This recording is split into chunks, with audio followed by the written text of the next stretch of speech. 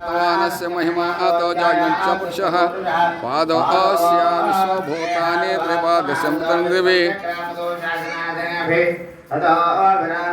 ఈరోజు మనం ఇక్కడ సహస్ర జ్యోతిర్లింగార్చన పూజ చేసుకుంటాం కార్తీక పౌర్ణమి సందర్భంగా. దాంతోపాటుగా ఇక్కడ స్వామివారికి పార్థివలింగార్చన కూడా చేశాం.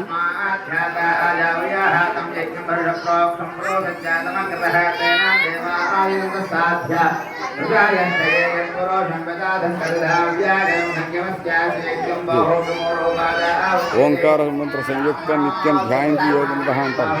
ఈ ఓంకారాన్ని కూడా మనం కొన్ని ఈ ప్రమిదలతోటి ఓంకార రూపంలో ఓంకార ఆకారంలో ఈ యొక్క జ్యోతిర్ని వెలిగిస్తూ జ్యోతిర్లింగార్చన మనం చేస్తున్నాం.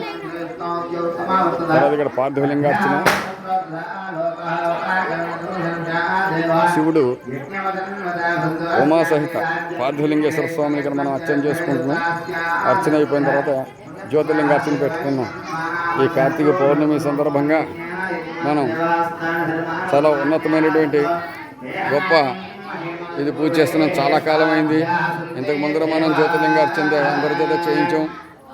ఆ తర్వాత మళ్ళా నిరుడు కాలాంతరాల వల్ల మనం చేయలేకపోయాం. మళ్ళీ ఈరోజు మళ్ళీ ఇది చేస్తున్నాం. అంచేత ఈ జ్యోతిర్లింగార్చన చేయడం చాలా గొప్ప యోగం అని చెప్పచ్చు. ఎందుకంటే ఏదైనా వెలుతురుంటేనే మనం చూడగలుగుతాం. వెలితే రూపమే మనకు కనపడుతుంటుంది. అందుకే జ్యోతి స్వరూపము అంటాం. జ్యోతి అంటే ఒక వెలుగు, అంతేగాని అది దీపమో లేకపోతే మంట అనిగా చూడకుండా ఉంటే ఆ వెలితే రూపు దాల్చినప్పుడు మనిషి రూపం ఎత్తుతుంటుంది. ఎదురుకుండా ఆకారం కనపడుతుంది. ఆకారాన్ని చూసినప్పుడు ఎలాంటి వికారాలు లేకుండా మన సాధన సంపదలు కనుక సమకూర్చుకోగలిగితే, సాధన కనుక చేయగలిగితే అది యోగ సిద్ధికి తీసుకెళ్తుంది. అంతే యోగులు ఎప్పుడూ కూడా ఎలాంటి ప్రాకృతికి కానీ మానసికంగా కానీ వికల్పాలని సంకల్పాలని పెట్టుకోరు. ఎప్పుడైతే సంకల్ప వికల్పాలు నివృత్తి అయ్యాయో అప్పుడు ఆ వ్యక్తి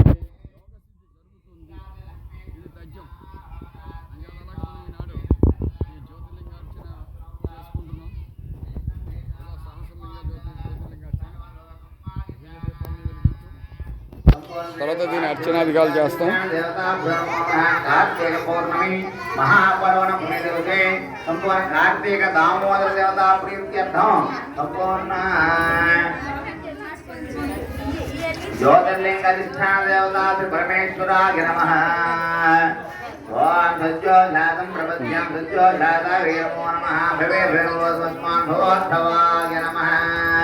ఈశాన సర్వ విద్యానం ఈశ్వర సర్వభూతానం బ్రహ్మాధిపతిర్బ్రాహ్మణాధిపతిర్బ్రహ్మ శివో మే అస్య సదా శివో.